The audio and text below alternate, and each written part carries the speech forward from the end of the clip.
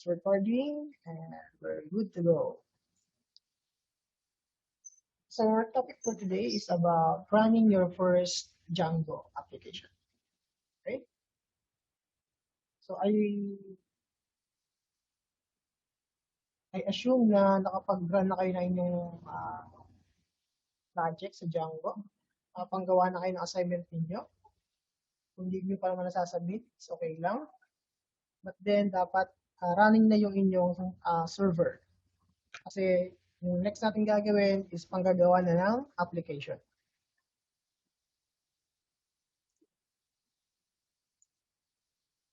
So, projects versus app. So, anong pagkakaiba ng project sa isang application? At sinabi nating application, it's a web application that does something. Example, a weblog, ng system, okay? A database of public records, or small poll app. So, yan. Isa na siyang web application. And when we say project, it's a collection of configuration and apps for a particular website. A project can contain multiple apps. An app can be in a multiple project. So, yun. So, kaya siya integrative. Okay? So, pwede yung application mo na ginagamit running in Django ay pwede mo rin i-run sa ibang framework. Pwede siyang mag-run sa iba pang project. So, ganun yung ating gagawin. So, for example, gumawa ka ng application na, halimbawa, isang registration system. Si registration system yung ginawa for your application, pwede mo siyang i-import. Okay? Pwede mo siyang i-migrate sa iba't iba mong project na may registration system. O kaya user management. For example, you have a user management app for your online store. Okay? And then, naisip mo, gumawa ka naman ng isang application. For example, iba naman, payroll system. So, meron ding user management. So, yung user management mong ginawa na application, ay pwede mo rin siyang i-import na lang doon sa gagawin mong payroll, for example, web application. So, ganun ang pagkakaiba sa isang project. Okay? So, yun na. Okay. So, dito sa ating gagawing activity for today is we're going to create multiple applications. Okay? Your apps can live anywhere on your Python path. So, in this tutorial, we create our poll app in the same directory as your manage.py so that it can be imported as its own top-level module rather than sub-module of my site. So, this ating ginawa. We already created a project named My Site, and inside that My Site, okay, we're going to create an application called False. Okay? Okay. So, to create your app, make sure you're in the same directory as manage.py and type this command. Okay, so py manage.py startup false. So let's try. Okay, so let me share yung screen number 2 para hindi na tayo manggagawa.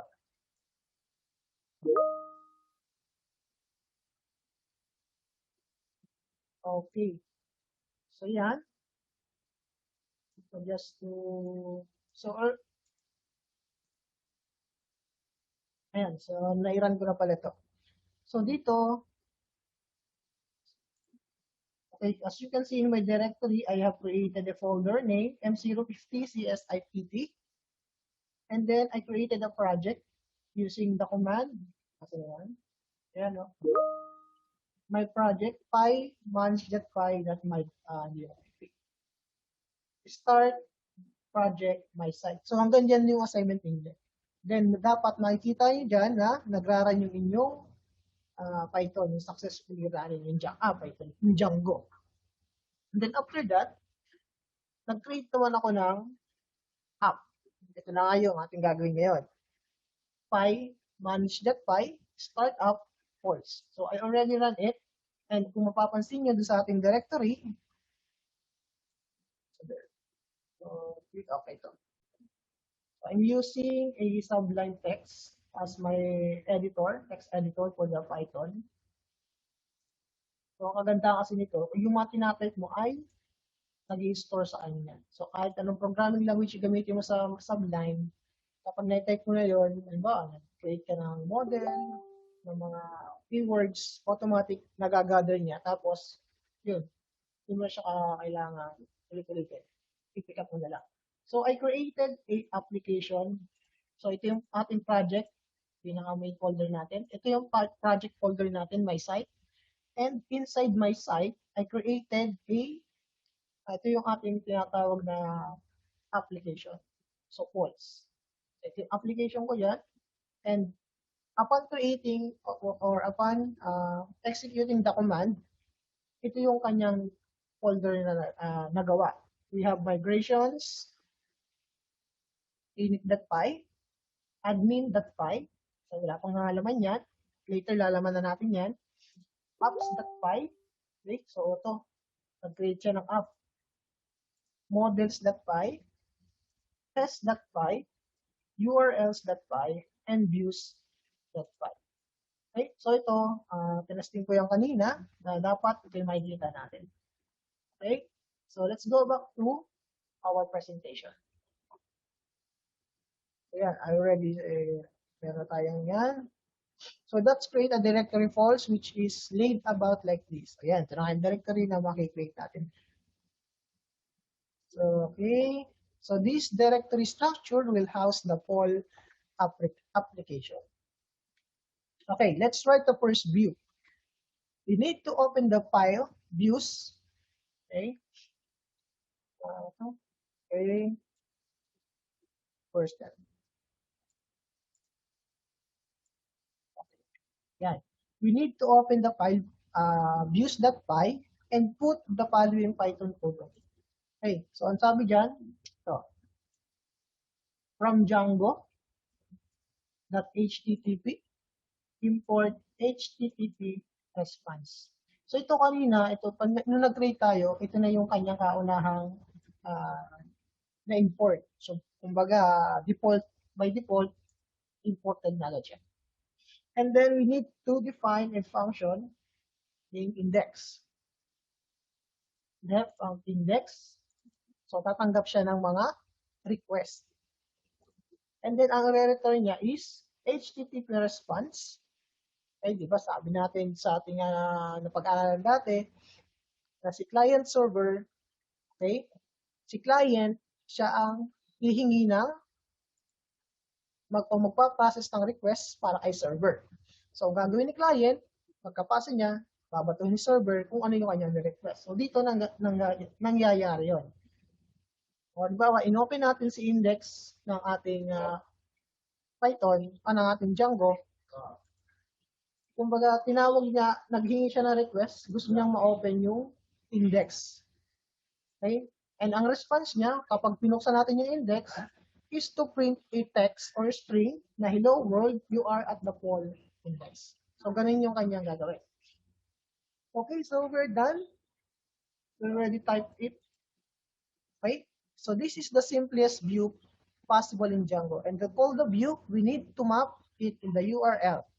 And for this, we need the URL config. So, bago mo matawag ito, yung view mo, kailangan naman ay i-add mo siya dun sa iyong URL. Which means na kapag wala siya dun sa URL file mo, hindi siya matatawag. Or ang mangyayari, not found yung iyong ginawang index. So, second thing you need to do is to upload or add it the URLs that file. And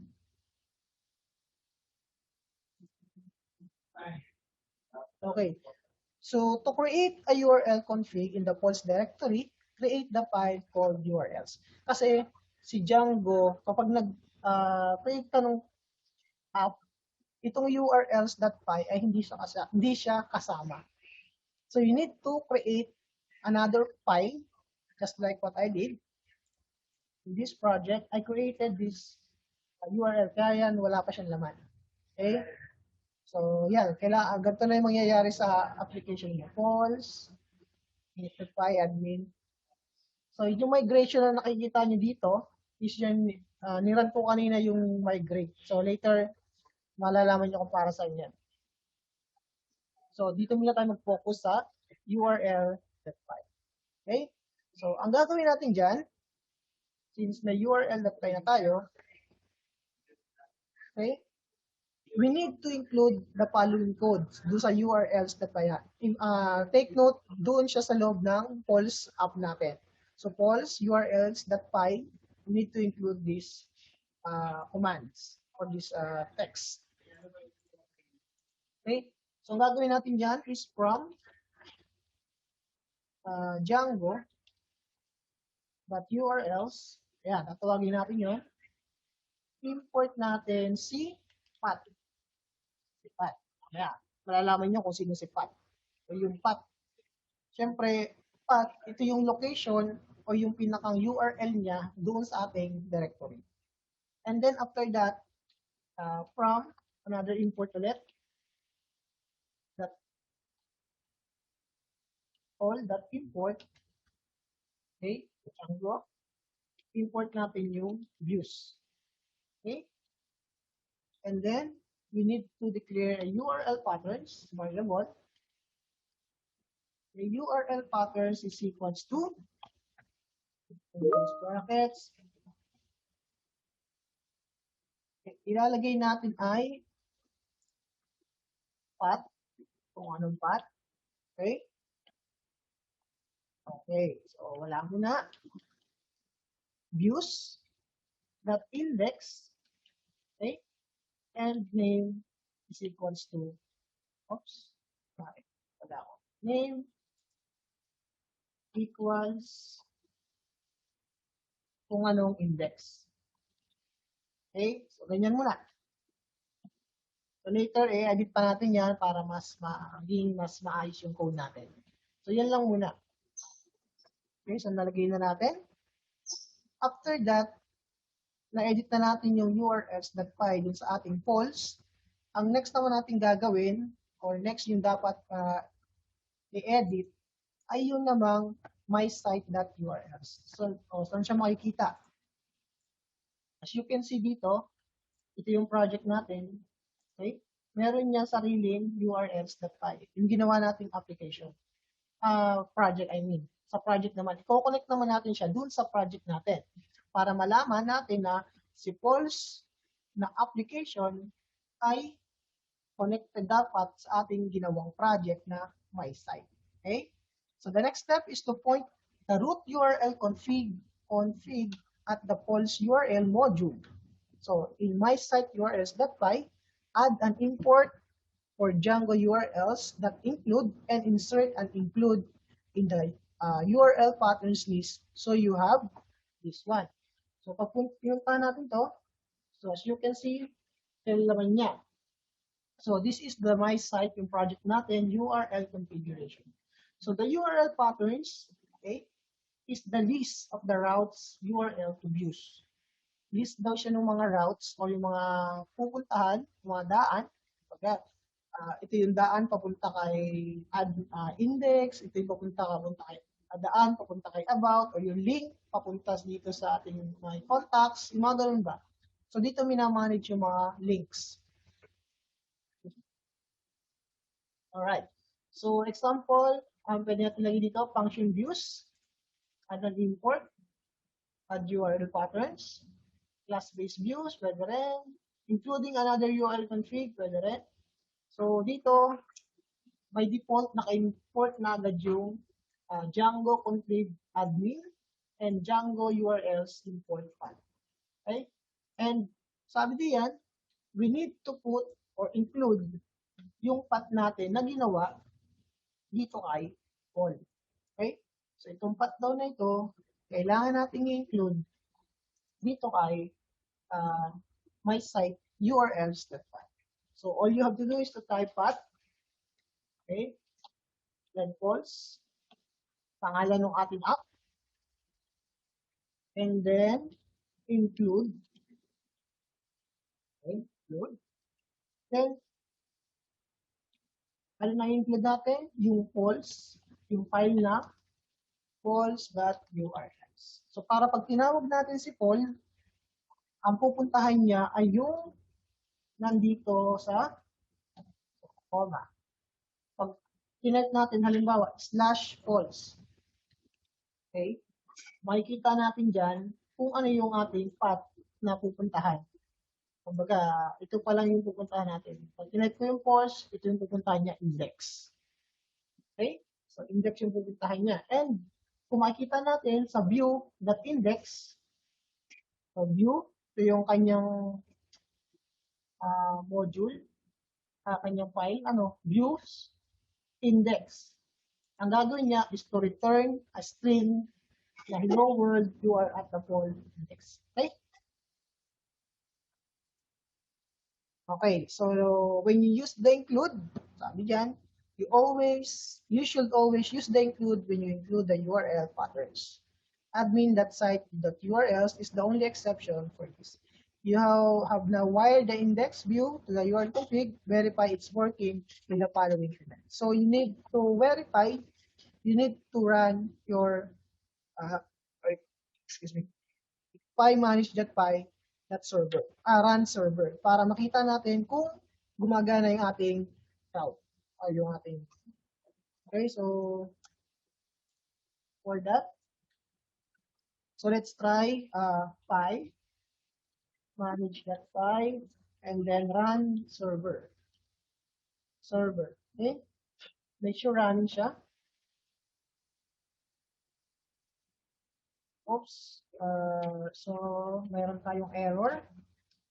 I have an error sa line 20. Okay? So, pag gusto nyo i-debug yung inyong program, so maglalabas siya ng error naman, So, meron daw tayong error sa line 20 in modules path. False include URLs. False.urls. So, tingnan natin kung baka may mali ako na type. Okay, so balikan natin yung ating code. URLs. Site. So, path is false, comma, include.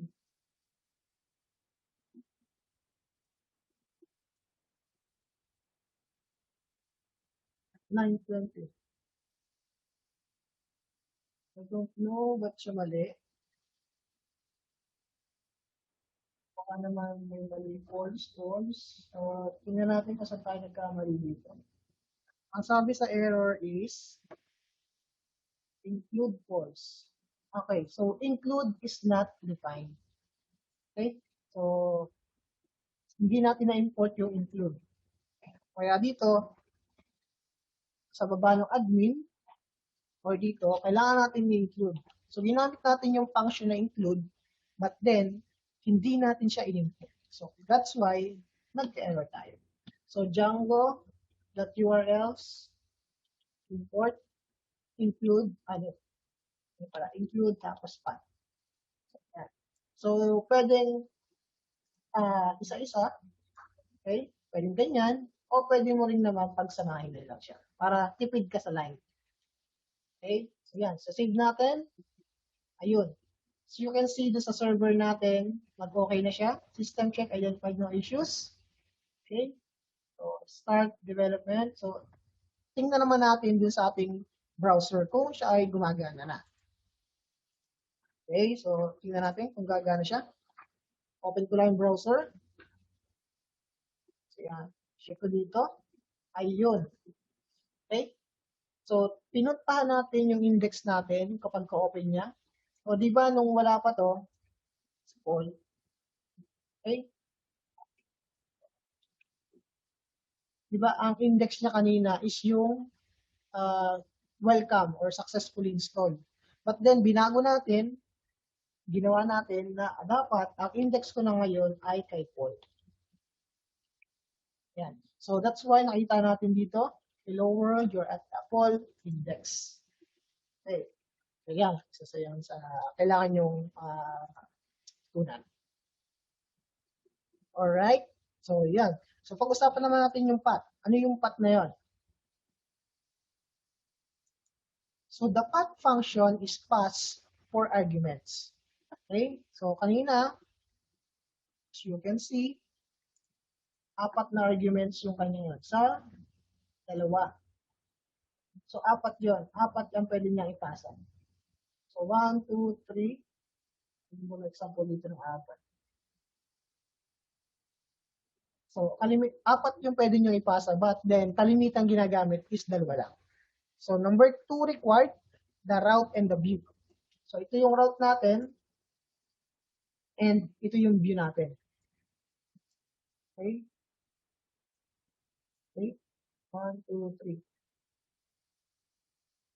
3. And the 2 optional, the keywords, okay, yung kanyang, what we call this, arguments, at saka yung name. So at this point, it's worth reviewing what these arguments for. So route, pag sinabi natin route, is a string that contains the URL. Okay? String, contains the URL. So yun, dito. Patterns naman, don't search, get, and post parameters or the domain name. Hindi niya sinasama yun.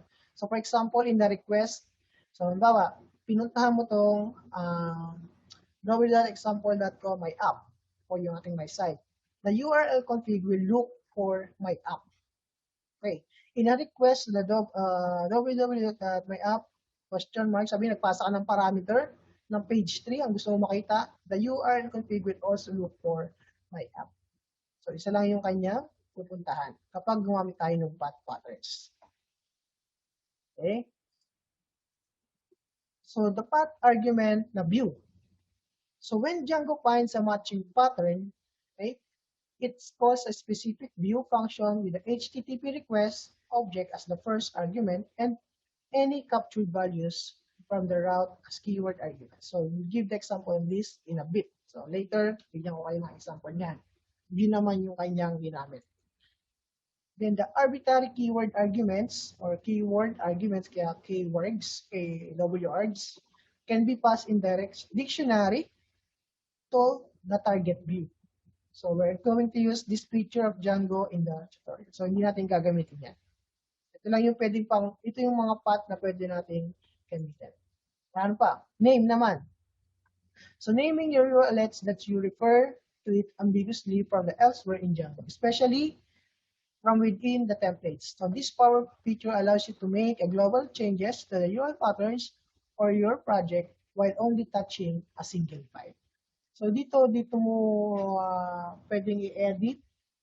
Halimbawa, pag nagtawag ka halimbawa ng false, gusto mo makita yung result lang itatype mo, then pupunta ka na doon sa result. Hindi mo itatype yung buong URL niya. Kumbaga may shortcut, okay? Or meron tayong tinatawag na alias. So, yan yun. Okay. So, let's talk about database setup. So, meron na tayong view. Apat, nakakapag-view na tayo. Wait lang ha. Nasa siya. Ayan. So, meron tayong view. So, next naman natin gawin is to set up your database. So, dito sa ating gagamitin, ang gagamitin natin database is SQLite. Okay. So, now let's open my site settings.py. Assign sites natin. Sites. My sites. Okay. So, sabi dyan, settings.py. So, ito yung laman ng settings.py natin. So, it's normal Python module with module level variables representing Django settings. So, lahat ng settings natin for Django, dito natin makikita sa settings.py. Okay? So, we have the base directory, the secret key, auto-generated naman yan, hindi nyo na kailangan problemahin yan. So, debug is true. Okay? So, kapag ginawa nyo yung false, yung mga error nyo na may encounter dito sa application niyo ay hindi nyo makikita. So kaya siya naka-true since we're going to create some project. So dapat uh, kita natin or alam natin kung may error since na siya ay for development pa lang naman.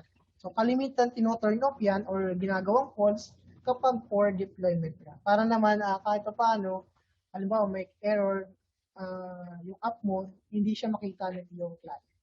Or nakalags lang siya para dun natin titingnan kung nasan yung error. Okay? So by default, the configuration uses the SQLite. So SQLite yung gamit natin dito sa ating Django. So kung bago ka lang sa database at hindi mo masyado nakakagamit, okay, you are just interested. So SQLite is included in Python. So pag nag-install ka ng Python, meron na siyang SQLite.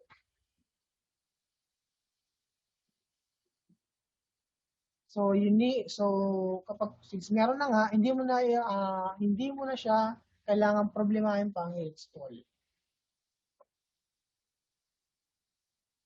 So pwede ka rin gumamit dito ng ibang database engine.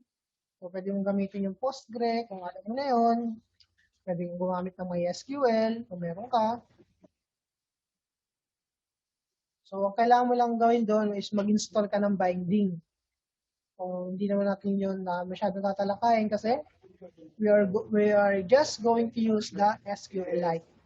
So when we say engine, so it's either SQLite or Postgre or even MySQL. The database engine na tinatawag. Okay? And then if you're not using the SQLite as your database, additional settings kagaya ng password, username, password, and tsaka yung host, kailangan mong i-identify. But then dito sa gagamitin natin, yung default na lang. Okay, so let's try to set up. So by default, installed apps. Ito. Nasa yung installed apps natin. So ito yung installed apps natin. Installed apps. Yan. Ito yung installed apps natin. So kapag nag-create tayo nga ng project, may default na siyang installed apps. Contains the following apps of all of which come with Django. So we have the Django.contrib admin, okay, with the admin site. So you'll use it shortly. So later, hanggang dito tayo sa admin site. So open natin yan. So meron na siyang kasamang backend. Diba? Madaling gumawa ng application sa Django. Kumbaga, ang isa-set up mo na lang or mag-focus ka na lang muna ay sa iyong front-end. So kasi sa trabaho ng isang programmer, pwede ka maging back-end developer, front-end developer, or yung tinatawag natin na full-stack developer, which means na ikaw ang gumagawa ng back-end, ikaw rin gumagawa ng front-end. From database design hanggang sa interface design, ikaw yung gumagawa. So, ganun yung trabaho ng full-stack developer.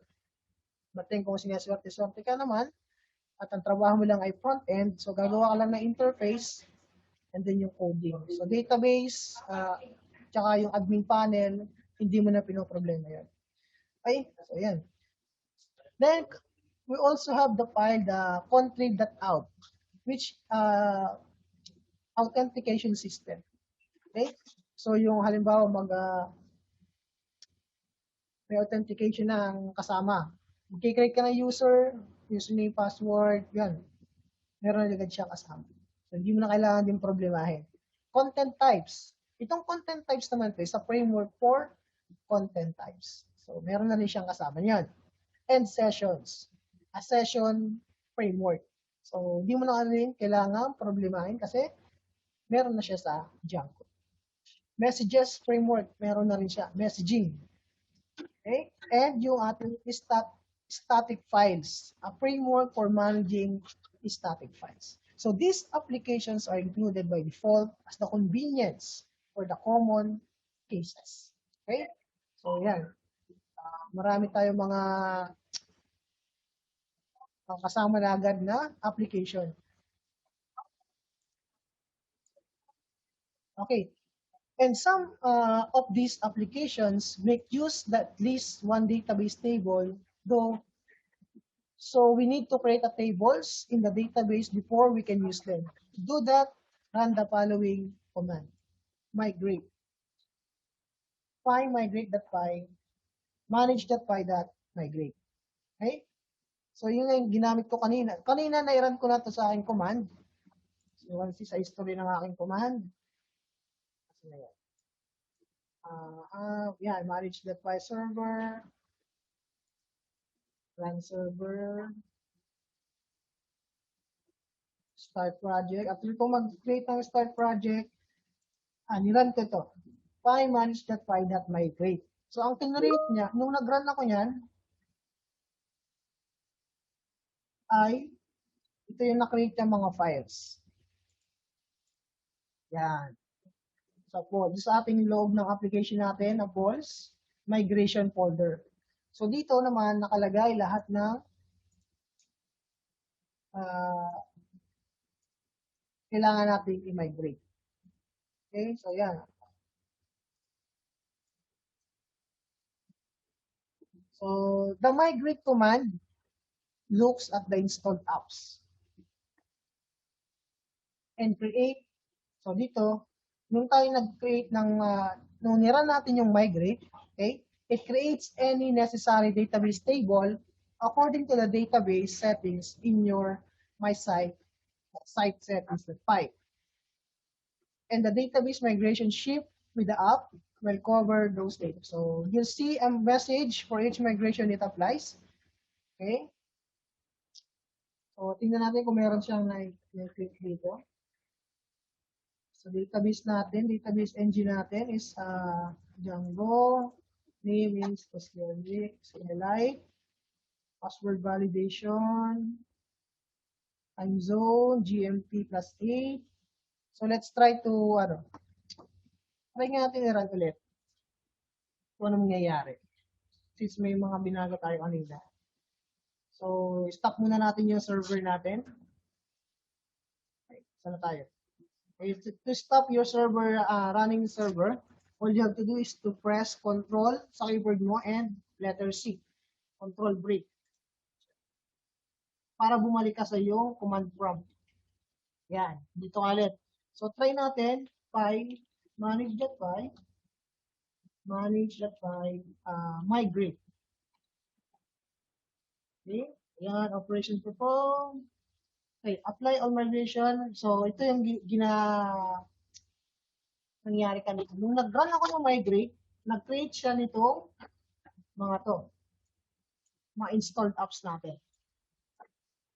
Django, content types, ito yung mga na-create niya. And migrate admin, authentication, content type sessions, running migrations. So, no migrations. So, kasi I already ran it.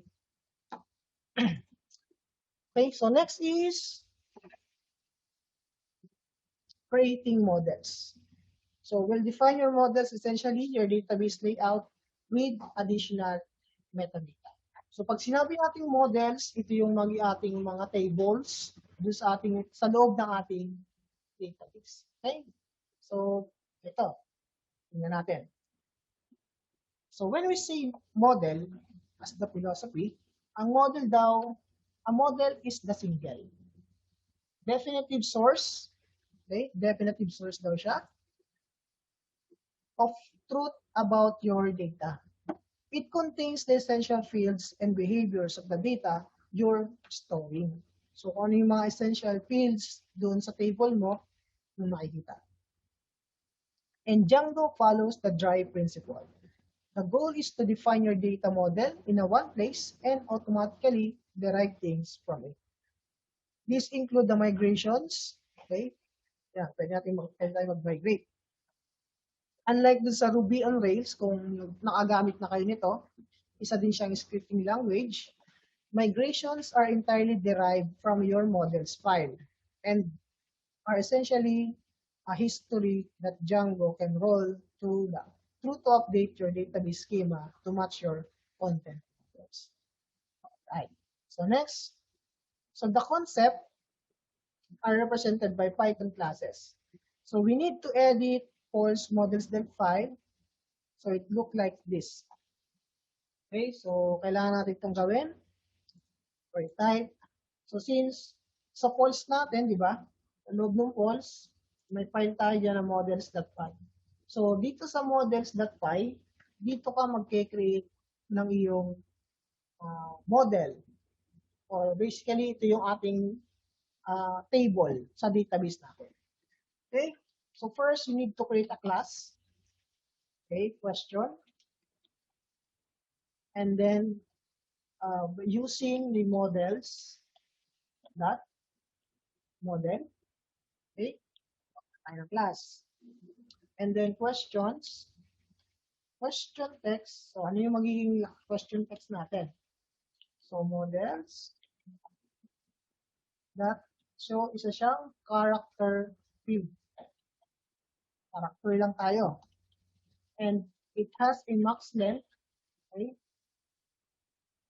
length, ph 200. Sabihin niyan, yung character na pwede mong i-store dito sa field na to is hanggang 200 characters na. Yeah, 200 siya. Next is pub date, underscore date. So it means kung anong date siya na-publish.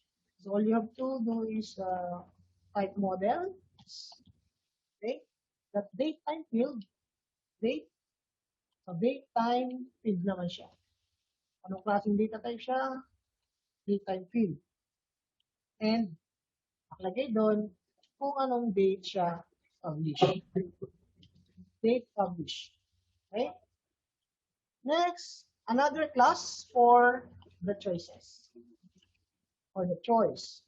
So, di ba poll nga yung ating gagawin? So, may question ka doon and then may sasagutan ka, yes or no. Ganun yung mga, di ba ganun yung poll? Kaya ito yung gagawin natin. So, models, may S, models. So, make sure mayroong S, ha? Mamali na naman tayo. Models.model. So, ito mga built-in function na to, tinatawag na lang natin dun sa Django. Itong tinatawag natin models.model.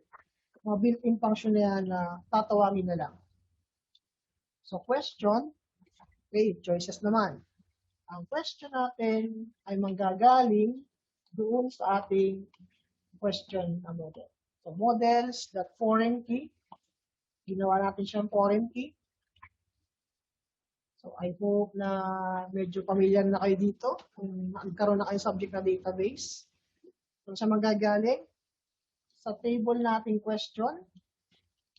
Okay. And then on delete, okay, ito yung action niya. Kapag nag-delete, ang gagawin lang natin, yung model will cascade.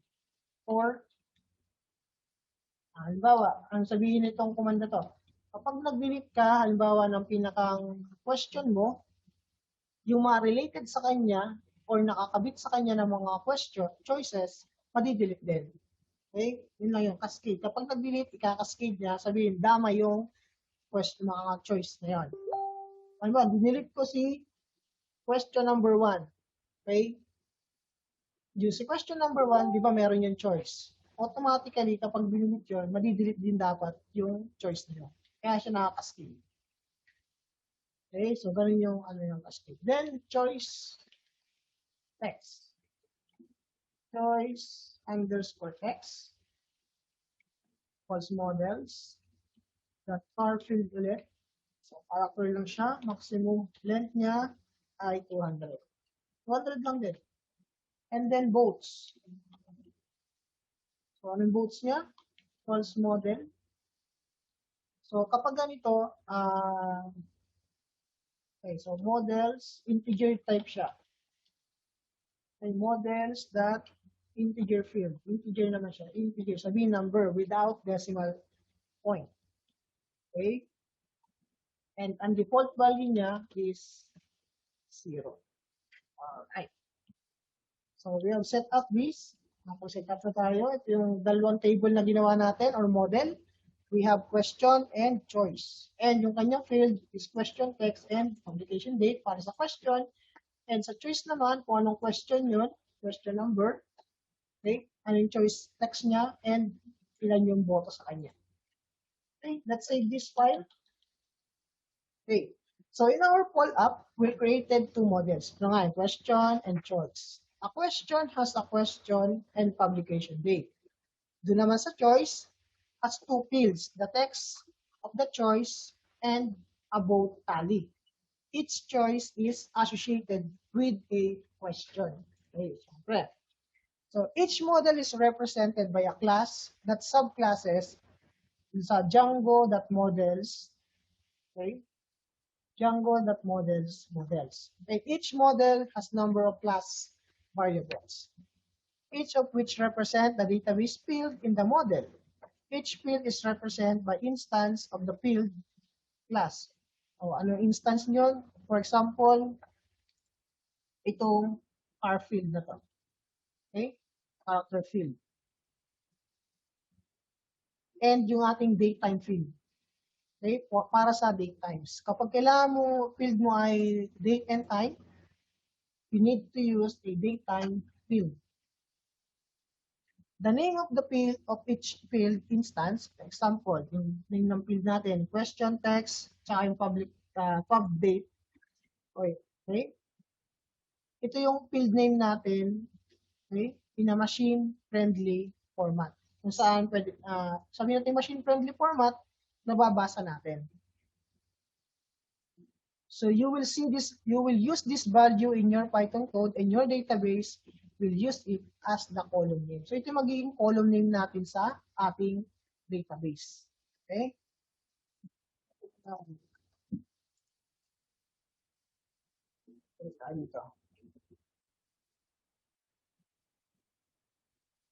So some field classes have required arguments, kagaya ng car field, okay? Requires, ano yung requires niya? So dito, naglagay tayo ng 200, di ba? Naglagay tayo, max field niya is 200. Ito yung mga required fields kapag dun sa ibang field. Kailangan may argument siya, 200. Okay?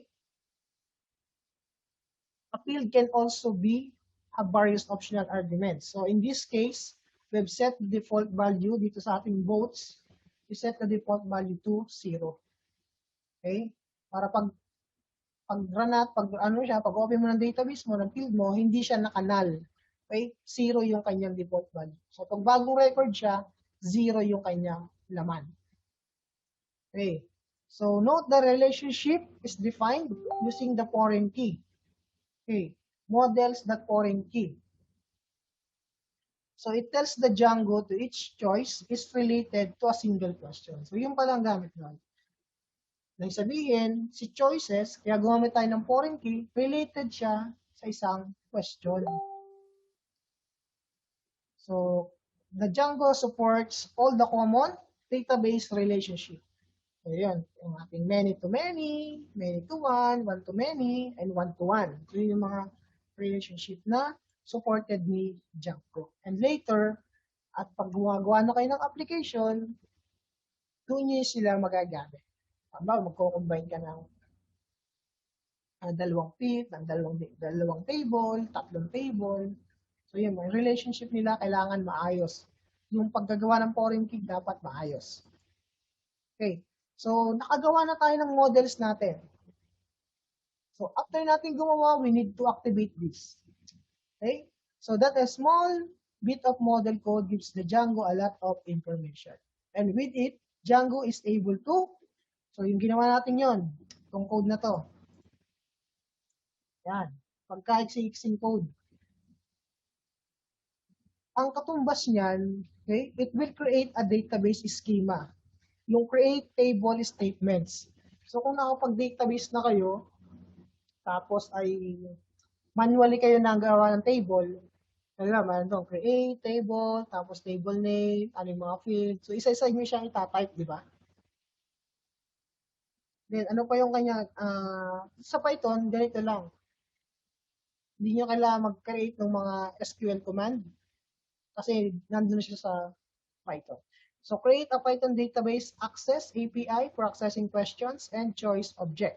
But first, we need to tell our project that the poll app is installed. So, kaya kung mapapansin ninyo dito, open natin yung ating project.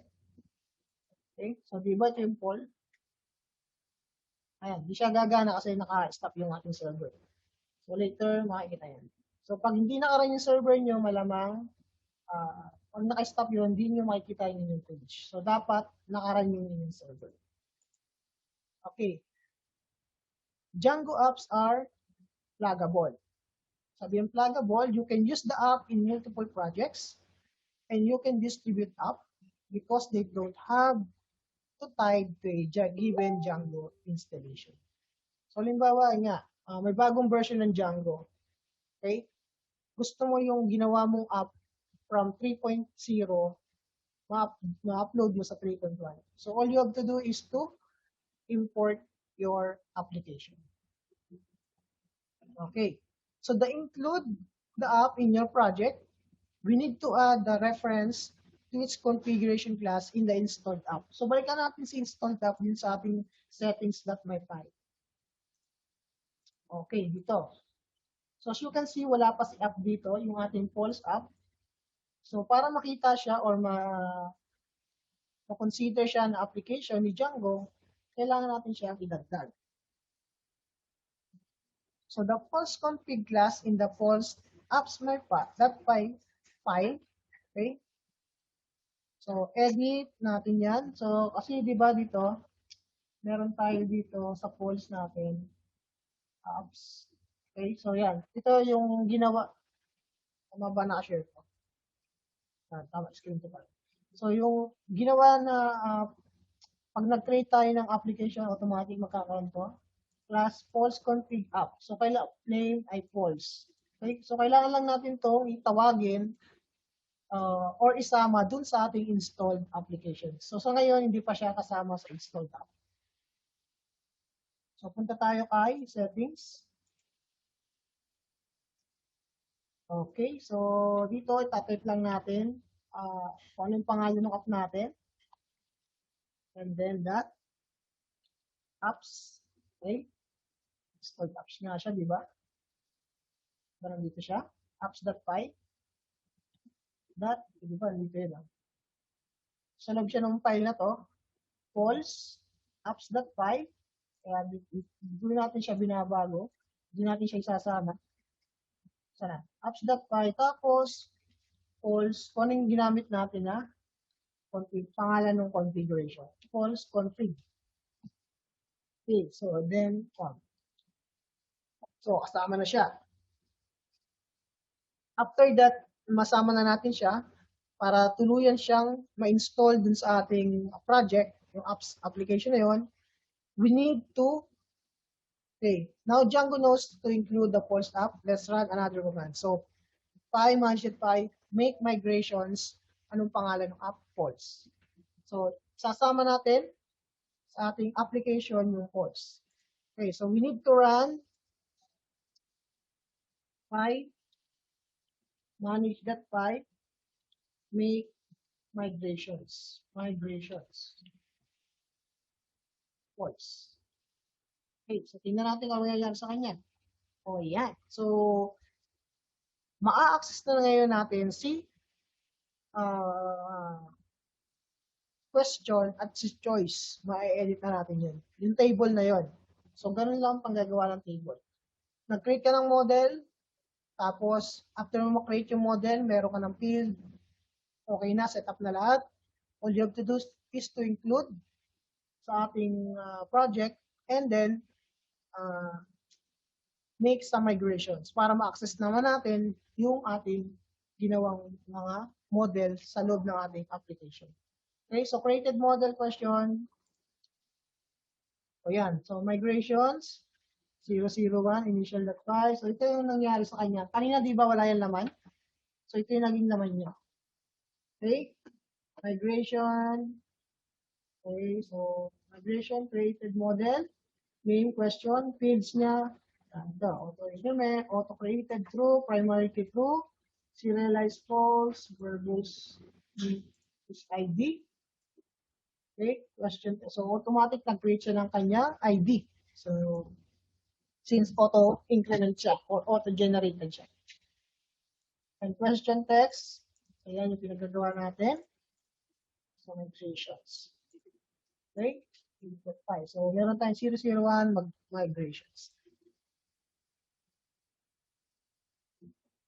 Okay, so yan, nakita na natin, meron tayo. So, by running the migrations, you are telling Django that you've made some changes to your models.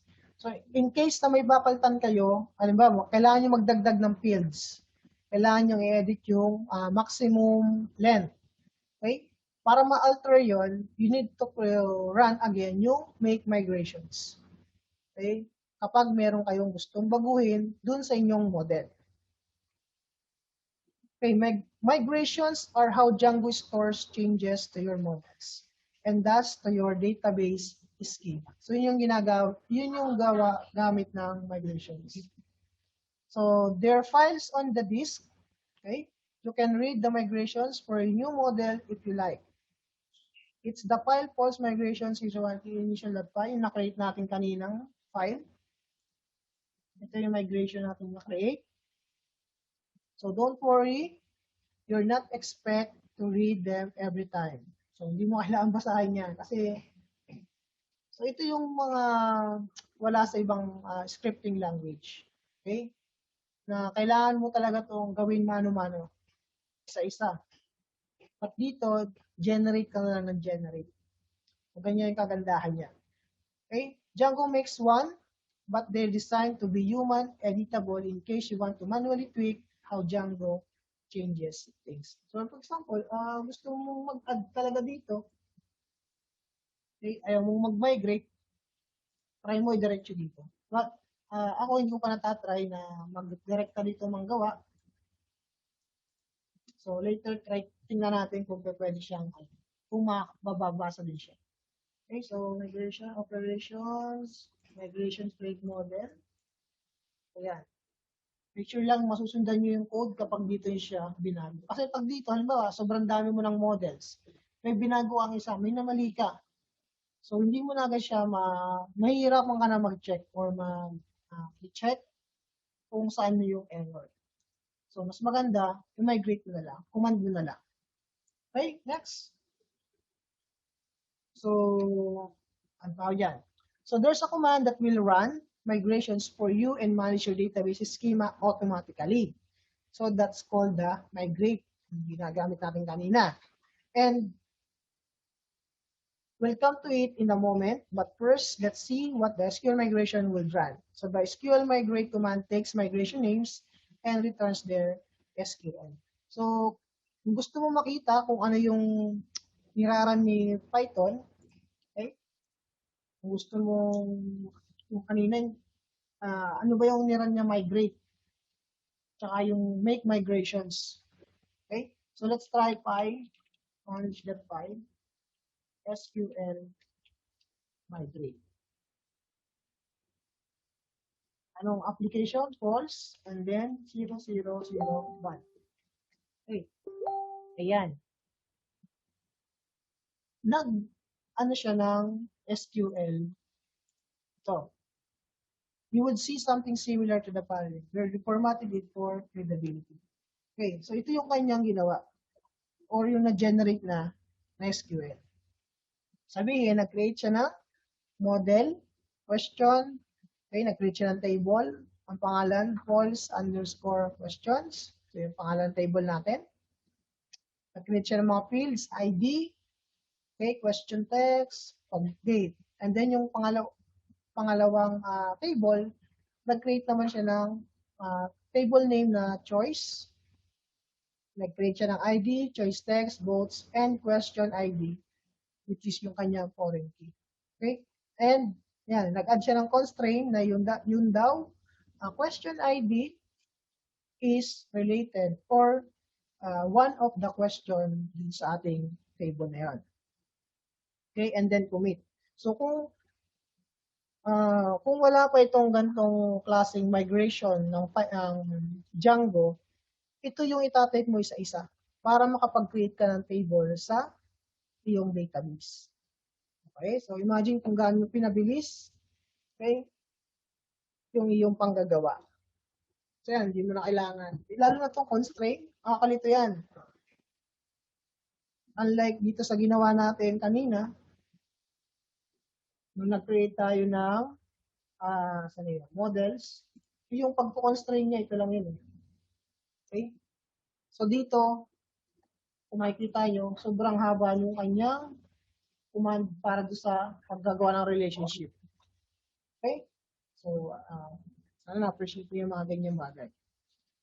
Next is, okay.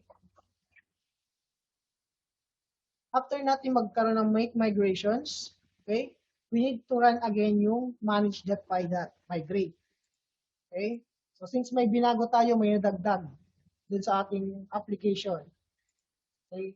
Para mag-take effect yun, kailangan natin siyang i-run again. Okay? Py, manage.py, then migrate. So the migrate command takes all the migrations that haven't been applied. So yung mga hindi pa na-applied na migrations, sa yung magte-take effect. Okay? And runs them against your database essentially. Synchronizing the changes you made to your models with the schema in the database. Migrations are very powerful and let you change your models over time. So pag may binago sa model mo, type mo lang py manage.py.migrate. Okay? So as you develop your project without the need to delete your database or tables and make new ones. So hindi mo na kailangang mag-delete or ay mali yung nagawa kong database. Edit mo na yung model mo, then mag-add ka doon. Okay? So let's try to run this. Sana. Run. I migrate. Yun. Alright. So all our migrations, admin, auto. Yun. Di ba kanina, kung napansin nyo, nung nag-run tayo ng migrate, nung hindi pa natin siya sinasama, di pa tayo nag-create ng migration, make migration. Yan. Admin, authentication, content type sessions, siya pa lang yung nakikita natin. Okay? Then, nag-make migration na tayo, nag-create tayo ng false. Okay? So, meron na tayo nito. Pansinin nyo dito sa ating last na command, admin, authentication, content types, and yung ating false na model ay napasama na siya. Okay na, meron na tayong false. Ano nangyari sa code niya? Tingnan natin. So, yan, napasama na siya, matatawag na natin siya doon. Okay? So, let's try naman to play with the API. So, API naman tayo. So, let's punta tayo sa interactive Python shell and play around with the free API Django gives you. So, to invoke the Python shell, use this command. So, py manage.py space shell. So, dito natin makikita kung anong laman ng ating database. Okay? Py manage.py then shell. Alright. So, dito na tayo sa loob ng Python. So, Python shell na tayo.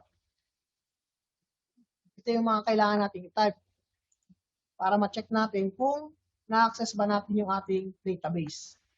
Okay? So, we need to type.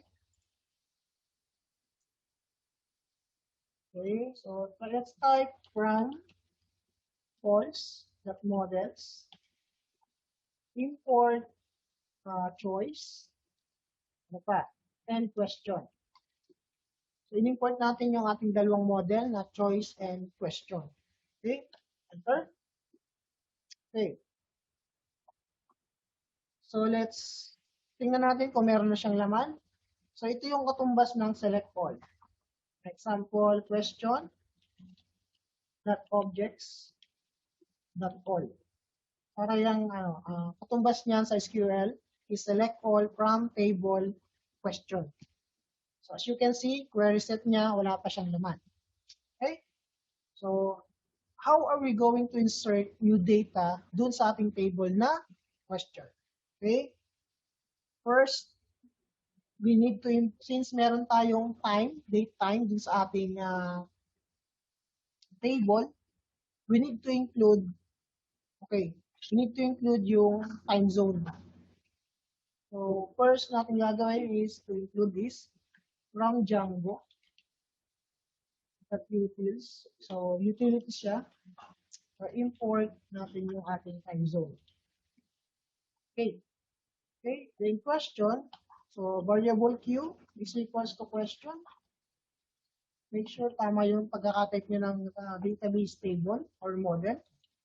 Question underscore text equals what's new. Okay? So, what's new? Yan yung ating laman ng ating field na question text. And then, yung kanyang pub date, okay, yung publication date niya, is kung ano yung time zone niya yun. Time zone that now. Okay? And then, enter nyo lang. So, after natin ano yun, we need to save it. Save. Okay? So, that's it. Makapag-insert na tayo ng data dun sa ating table na question. Okay, so let's try kung nag-save talaga siya. Natin siya itatry. So since may ID tayo doon, let's try to check view set ID. Ayan, 1. Sabihin may laman na siya. Hindi na siya empty. And then tingnan natin kung anong laman ng question text. Tama ba na ang laman niya ay ano? Question.text, anong laman niya? What's new? O, di ba? Tama. Na nakita natin. And then, ano yung kanyang pub date? Publication date. So, date time is 2021 to 26/9/1/41. So, time zoning po UTC. So, ano siya, centralized. So, yung time zone niya is time zone ng pinaka-server ng Django. So, hindi siya 9/1 kasi. 9/1/41. Tapos 9 nakalagay. So, gusto niyo tama yung time zone niya, punta lang kayo dun sa ating settings ng time zone. So, let's try to palitan natin. Dito sa settings, ano ba nakalagay dito? GMT. Try natin. GMT lang. Yan, GMT lang ang nalagay natin. And, punta ulit tayo dito ay new.update.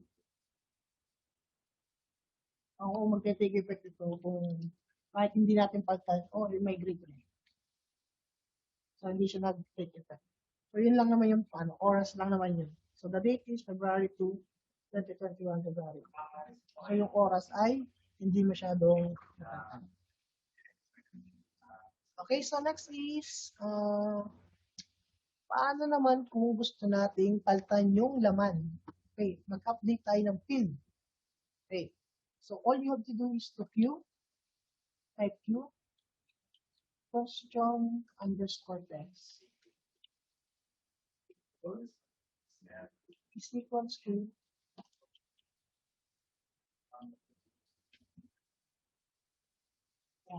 what's up. Okay, equals to what's up. Ano? And to take the changes, all you have to do is to q.save. Okay? And then let's try to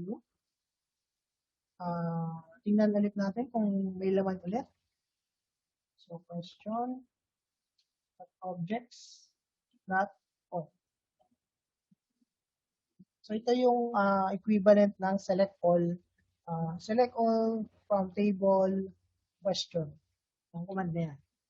So as you can see here, makikita natin, yung reset niya ay merong object na isa. Okay? But then, hindi natin alam yung laman. Okay? So gusto natin mangyari, makita kung ano talaga yung laman ng ating question object. Okay? Okay, so ang gagawin natin para makita natin yung laman niya sa loob ng database is to edit natin yung ating model. Okay? Punta tayo ngayon kay, edit natin ito. Dagdagan natin. Dagdagan natin siya ng function underscore str. And then, so ang re-return niya, return self that question underscore test. Para hindi siya yung kanina nakita natin na basta lang, yan, object lang yung nakikita natin. So, gusto ko makita, pag inopen ko, makita ko yung question mismo. Okay? Yung text niya na what's new or what's up. Yun gusto natin i-biyahan. And then, dito sa kabila naman, sa choices naman, gusto natin makita naman dyan, double underscore yun str, underscore, underscore. Okay? Self ulit. Sabihin dito lang sa page na to. Return self the choice underscore text. Okay. So, yan. Yung str na function or method, so ginagamit siya for representations ng ating generated column. Okay? Doon sa ating Django. Text yung makita natin, hindi object kagaya nito. So, let's try. So, hindi pa siya. Para mag-take effect pala yun, we need to restart yung ating shell.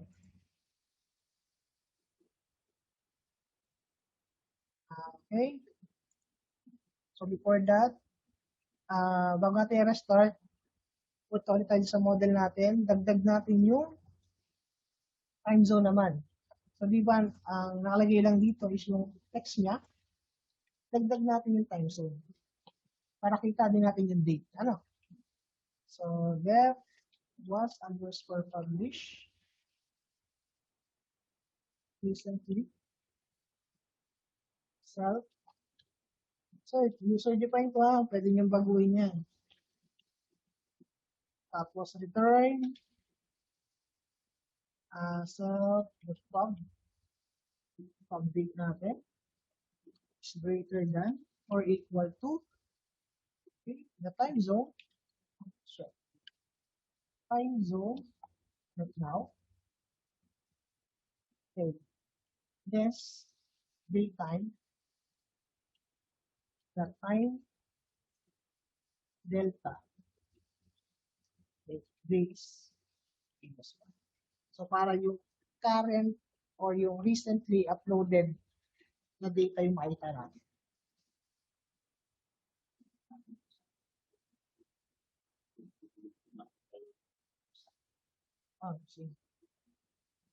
Okay. So, yan.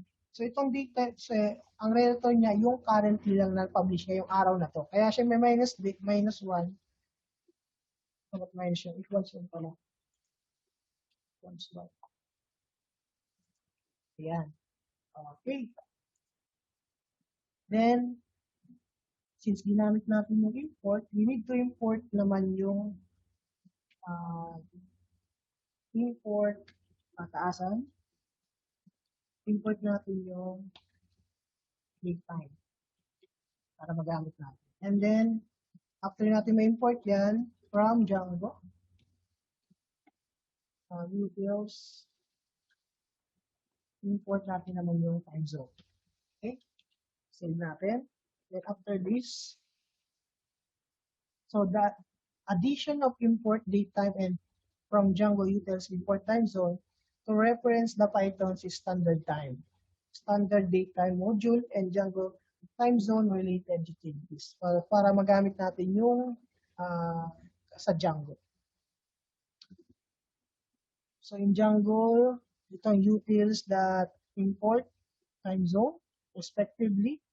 If you're familiar with so save the changes and start the new Python interactive shell by running the Python manage it by that shell. So yan, may changes tayong ginawa sa ating model.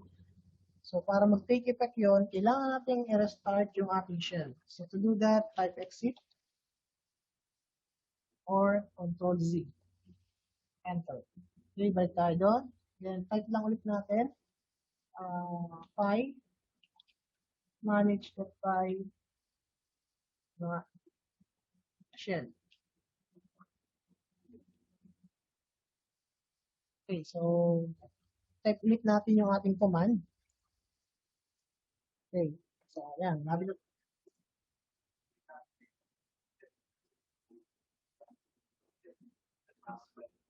okay, so try natin gamitin command ulit from models import choice question. So, tapuakin ulit natin yung dalawang model natin. Tapos, tingnan naman natin yung kanyang query set. Okay? Question.objects.all. So, tingnan natin lahat ng laman ng ating question naman. So, yan. So, kanina, nakalagay dyan object. So, using the str function, okay, yung str, ito na yung nakikita natin ngayon. Yung kanyang laman. Okay? So Django provides rich database lookup API that's entirely driven by keywords arguments. So, for example, gusto natin makita yung question ID number 1. Ito, may select na to. Meron ng parameter na where. So, ito yung kanyang shortcut dito. Malagay dyan is question.objects filter. Yan ang type mo. Hindi mo na kailangan mag-type ng select from table question where ID is equals to 1. So, ito na lang. Question.object filter ID equals to 1. Diba? So, yun pa rin. Since isa naman yung ating na-insert na data, kaya siya lang yung nalabas. Ano pang kailangan natin gawin? Okay, search by ID, search by field naman tayo. Do that question.objects filter. Tapos, ano yung pangalan ng field name natin? Question underscore text double underscore starts with. So, what? Anong string? What? Yun, meron lang. Tapos, pag meron natin yan, ayun, siya pa rin yung lalabas. So, ganun yung pagsa-search naman. Using, itong isa is using your ID, and yung isa using your field.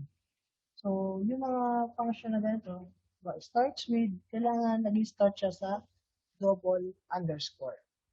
Okay? So, reviewin nyo lang to upon panggagawa ninyo. So, i-upload ko ulit ito para ma-review nyo yung kung paano natin ginawa. So, ngayon, sa shell muna tayo mag-interact sa database natin. Then later, doon na tayo sa web application. Sa web page tayo mag-interact.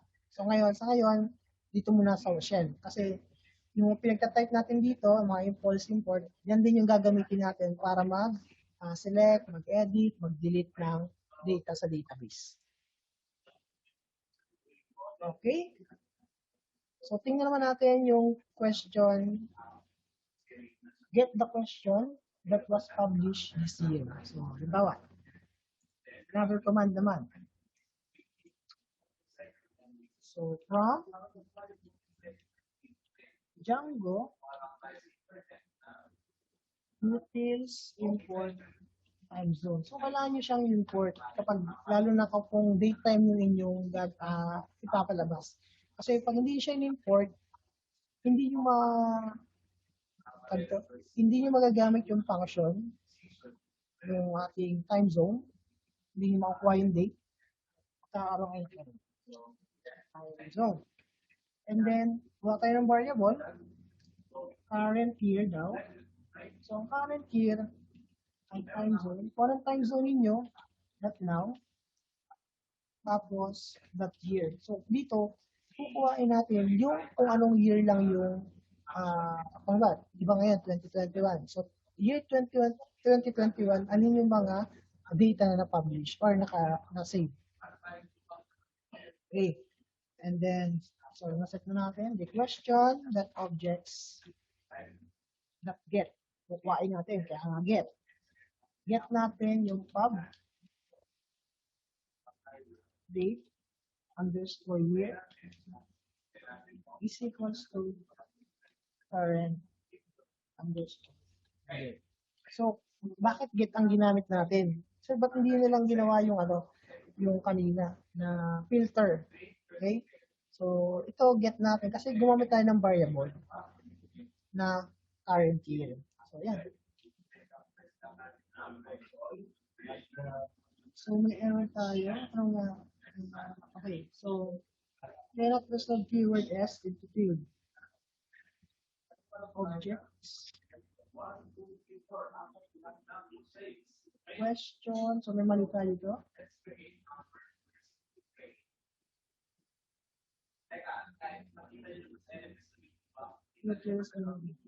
So, may mali tayo doon.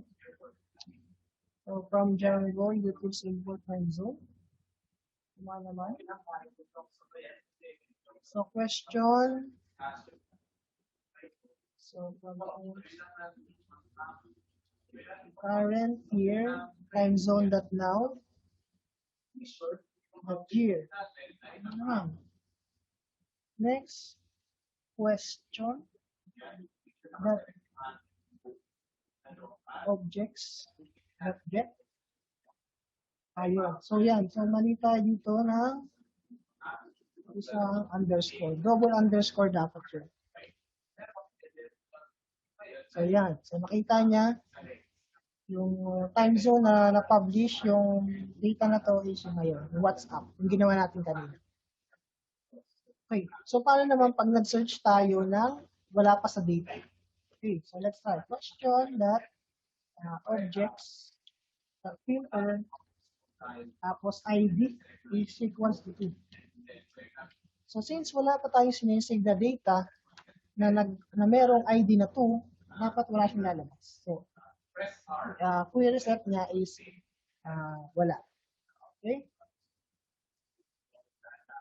Filter 2 kasi wala. Kapag ginawa natin get, yan. Error siya kasi hindi pa siya existing. So, doesn't exist. So, question matching query does not exist. Yan. Kapag ginamit natin yung get. So, since meron tayong primary key, pwede rin natin gamitin siya. Diba, doon nag-set up tayo, ang primary key niya, automatic ginawa niya is yung ID. So, pwede rin natin gamitin yun na pang search. Okay? Using these commands. Type natin. So, question, that objects. Ang madami siyang choices ng pag-select. That get, PK stands for primary key na is equals to 1. So, lalabas yung data niya na WhatsApp. Kung ginawa natin niya ang primary key niya ay 2, does not exist. Okay, so pwede rin nating ilagay siya sa isang custom method. Kagaya nito. U is equals to question that objects that get PK is equals to 1. So, since meron siyang laman, okay, so Q that was underscore publish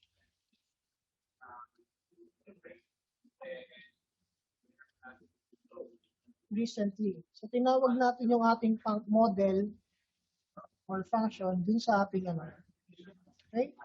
So, ang ginawa dyan, so, pinasa natin yung question object get PK equals to 1. Okay? So, tingnan natin. Meron bang laman? Meron.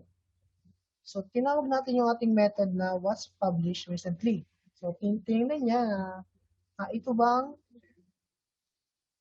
object na to Ano yun? Ito ba ang object na ito? Ito bang nakuha nating primary key na result ay ngayon ipinablish? Dahil ganun yung kanyang logic. So, kaya ang sagot niya is true. Kasi ngayon naman talaga siya na-publish. Oops. Question of the attribute was published recent. Q that was, tingnan natin, ba't may mali ako doon?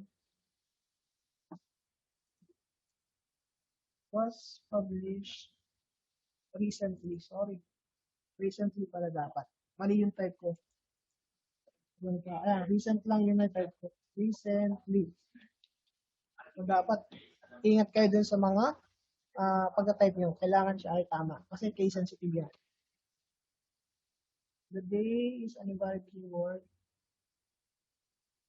So, ayan. So, then, may mali ako na type doon. So, balikan natin. Ba't siya mali? Daytime, time, delta. So, dito ako may mali. So, balikan ko lang. Ba't ako nagkamali doon?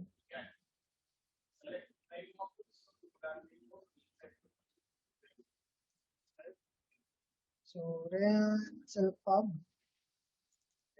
Greater than time zone now.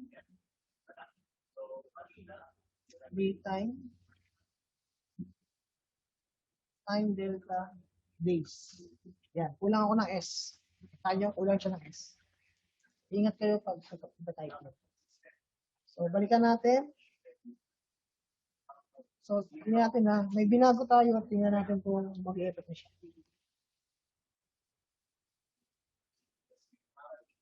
So, hindi pa rin. So, all you have to do is to run again. Try migrate. Manage the file. Then, migrate. So, since may binago tayo dun sa ating model. Okay, na-apply na. So, file. Manage the file. Shell. Click tayo sa shell. Okay, then punta ulit tayo dun sa ginawa natin. So, na tayo dito. So, question, PK. Try ulit natin yung ano ha. So, Q is equals to question that objects that get then PK is equals to 1. Hindi. Yan. Hindi natin na-import. Import muna natin. Ano nga yung command doon? From. So, balik tayo dito. So, kailangan kasi munang i-import bago nyo tawagin. Hindi ko na-import eh. So, from object. So, from Django. The utils.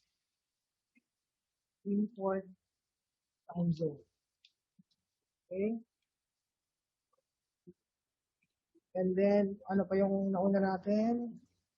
Import natin time zone. From false. Ito, kailangan nyo itong laging isasama. Kapag from false that models. So, kailangan nyo import yung models na yun. Import, choice, tsaka yung question. Hindi siya makita kanina. Hindi siya naka-import. Okay, so let's try ulit. Q is equals to question.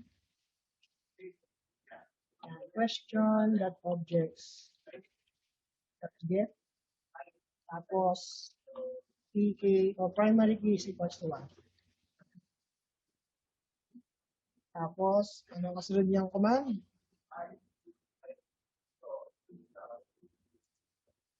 Okay. The Q that was underscore publish. Then dito nag-error tayo kanina eh. Recently. So that's true. Kasi yung primary key na 1 ay ngayon siya na-publish. Kaya true ang sagot niya. Okay? Next. Tingnan lang. Okay. So Q equals to question that get object PK1. Display choices from the related set. Okay, and so far. So, gusto natin makita kung sino naman yung mga, kung ano yung mga choices na related kay question 1. So, since wala pa tayong na gagawang choices, wala pa siyang laman data. So, i-ano ulit natin sa variable na Q, question that objects that get, sabihin lahat ng pk is equals to 1. Okay. Q dot choice. Choice naman tatawagin natin. Underscore set. Dot all. So, wala pa siyang kalaman-laman. Kasi hindi pa tayo naglalagay ng choices dun sa ating question. Okay. Lagay natin. So, we need to create 3 choices. Tatlong choices. And to do that, type lang natin. Okay. Q dot choice underscore set dot create. Okay. Choice underscore x is equals to not much. Okay. Tapos, ang votes niya, ang laman ay 0. Diba? So, isa, nakapag-insert na tayo ng isang choice para dun sa question. Ang sabi, self. Self is not defined. So, choice.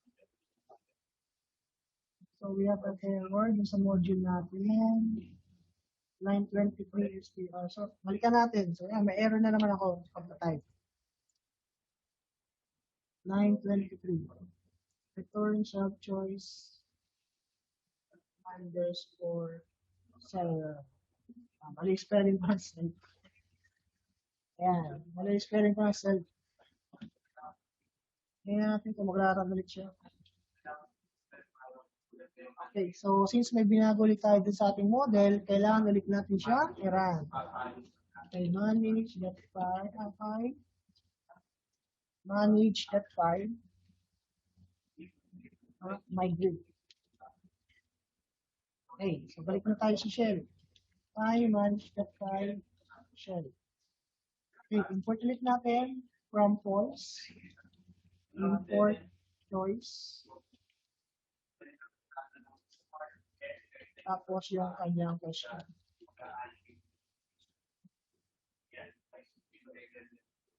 Okay, from false, import. Ano nga yun? So, medyo nalilimutan ko yung mga commands. From false.model. So, yan. Yan lang talaga, medyo nalilito tayo.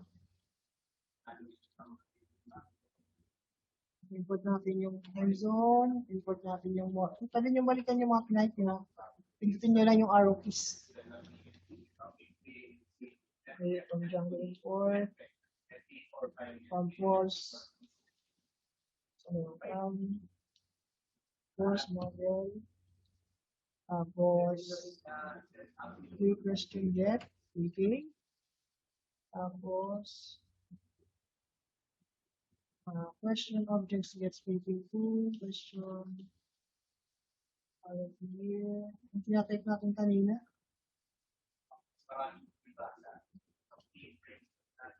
Okay, so balik na lang tayo sa ating tinatype kanina. Kana tayo, dito na tayo sa set all. Okay na tayo dyan. So, pag-create ng choices. Direct tayo dito, pag-create ng choices. So, Q question. Okay, so Q dot choice underscore set dot create choice underscore x equals to not much. And then votes is equals to 0.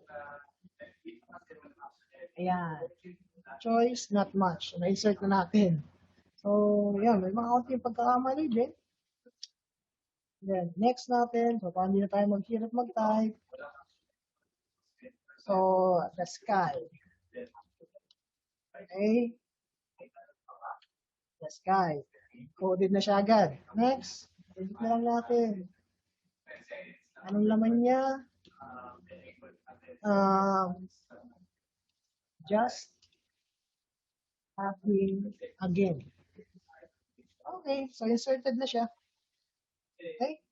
Choice objects have API access to their related question objects. So, ito yung mga choices para kay, oh, let's try. C equals choices naman, question. C is equals to Q dot choice underscore set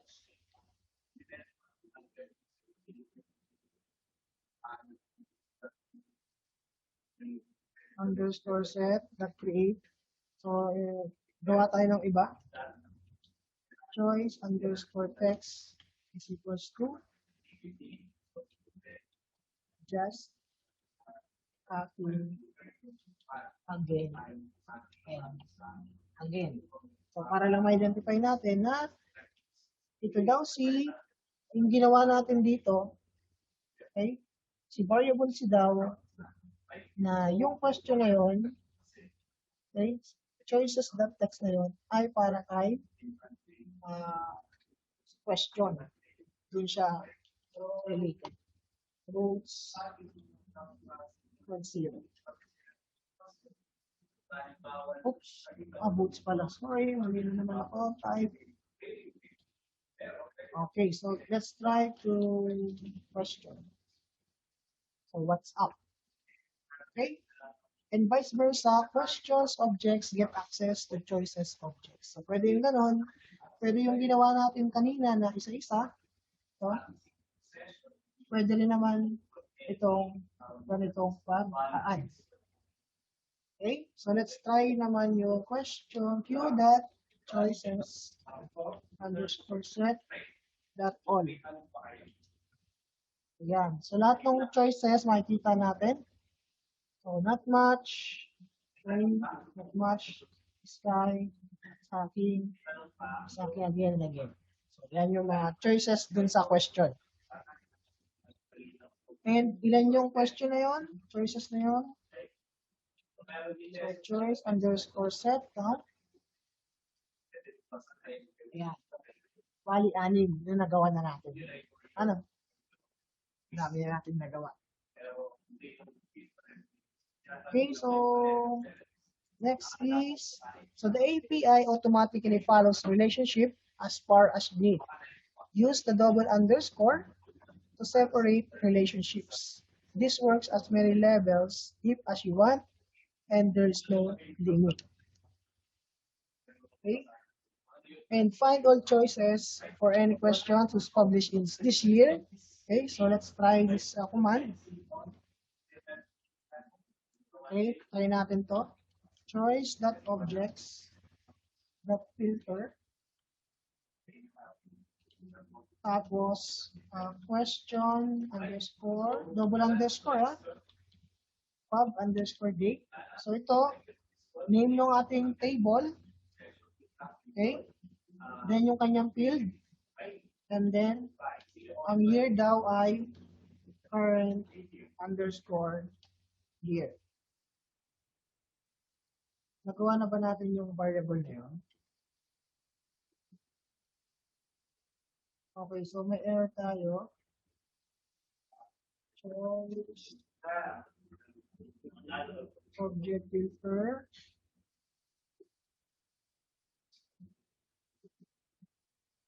Ano sabi niya? Object choices na slot object. So, kasi kanina, di ba, hindi natin nagawa.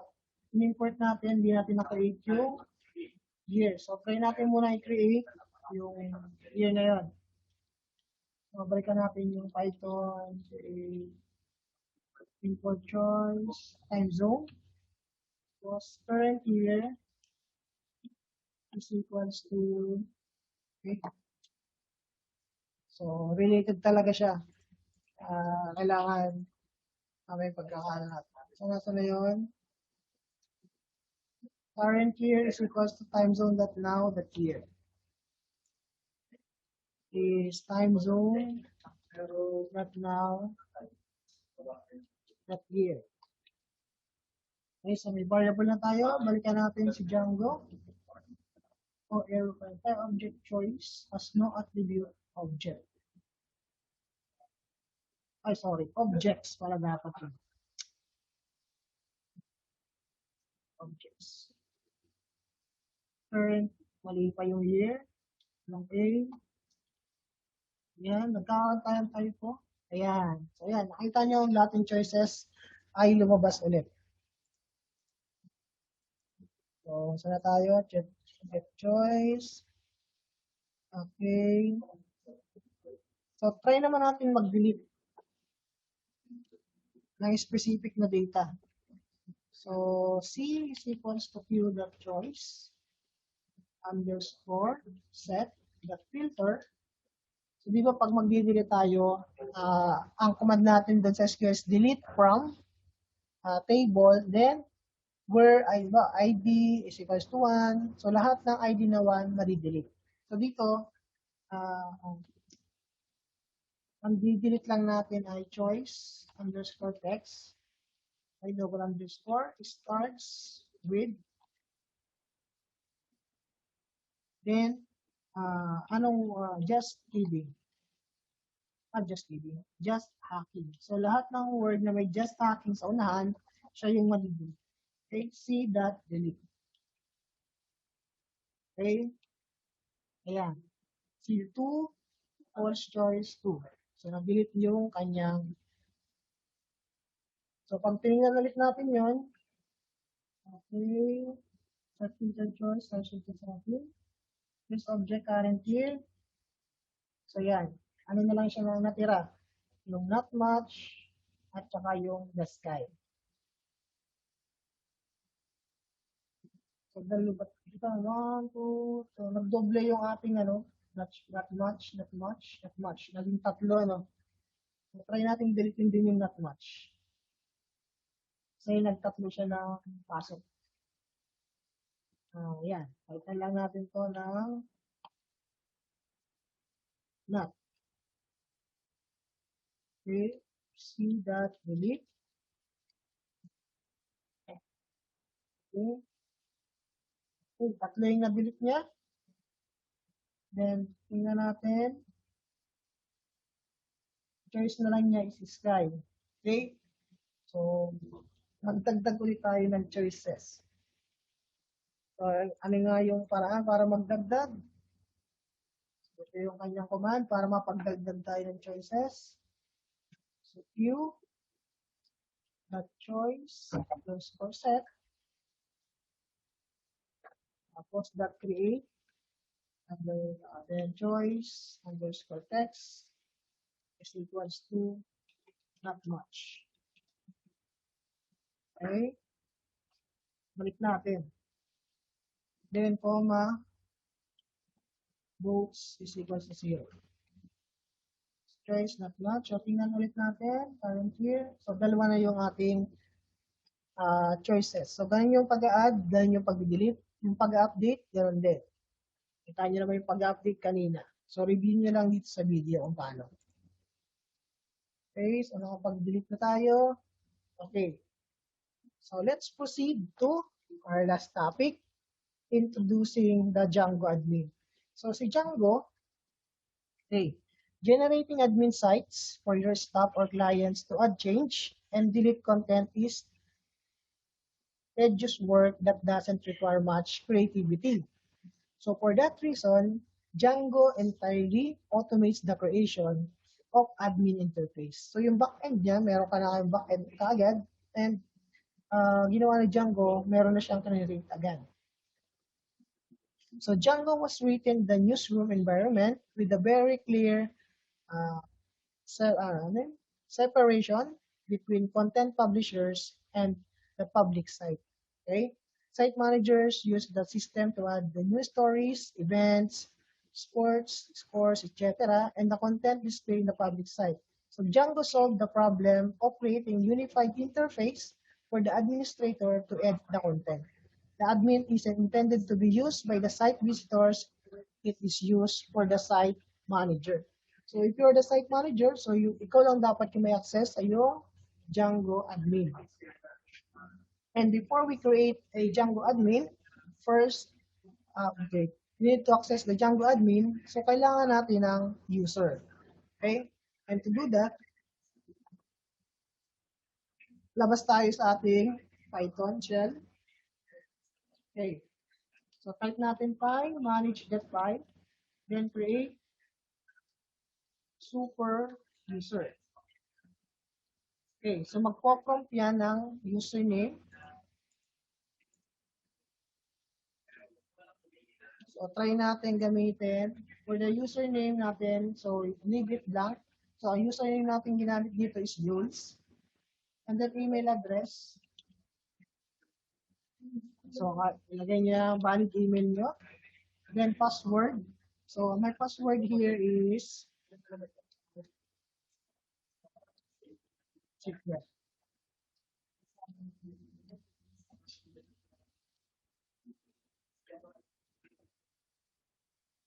Okay, the common password yung ginamit ko.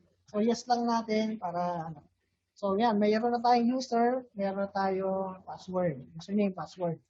Next is start a development server. Okay?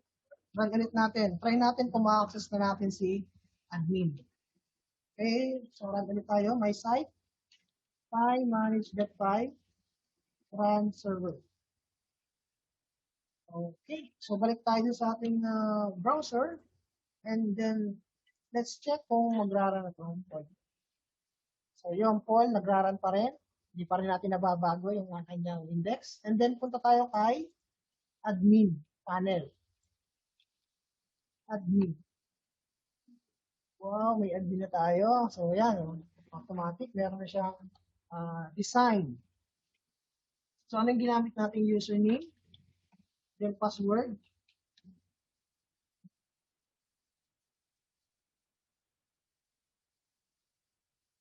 For stuff. Note that's what we should use.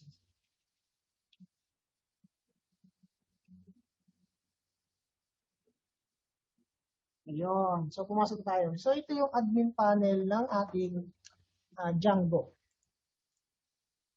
Okay? You need to input your username and password. So, try logging in the super user account you created in the previous step. You should see the Django admin index page. So, ito yung Django admin index page natin. So, few types of editable content. So, groups and users, they are provided by the Django contrib authentication. The authentication framework is shipped by Django. So, yung pag-create ng group, pag-create ng users, ay given na ni Django. Hindi nyo na kailangan problemahin. Okay, so balik tayo dito sa admin natin. So yan, yung mga groups natin, we have, wala pa tayong groups. So, sa users natin, makikita natin nandyan ang kanyang status stuff. Okay. So pwede ka dyan mag-add pa ng user o pwedeng sa command na lang ikaw mag-add. Okay, so ano ba, mayroon pa tayong username. Admin Yules, tapos password niya. 1, 2, 3, 4, admin. Password confirmation, 1, 2, 3, 4, admin. Save lang natin siya. Ayan, dalawa na yung user natin.